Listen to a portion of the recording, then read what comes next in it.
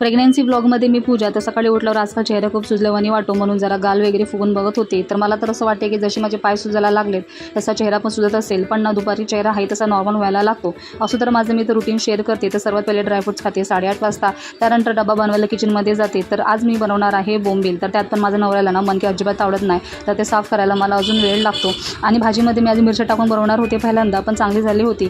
त्यानंतर 10:30 वाजेपर्यंत माझा नाश्ता वगैरे करून झालेला होता. त्यानंतर थोडा वेळ अंगण टाकलं, तर कधी झोप लागली कळलंच नाही. आणि मी झोपी गेले ते डायरेक्ट 1:30 वाजता उठले. आणि माझ्यामुळे गुरु पण झोपी गेलेला. तर आवराव पटकन म्हणून उठले, तर तोपर्यंत गुरु पण उठून गेला. मग काय आंघोळ वगैरे केली आणि जेवायला 3 वाजले. चालायला जायच्या आधी मी इकडे परत ना चहापुरीचा नाश्ता केला होता, तर तो पहिले केला आणि निघालो.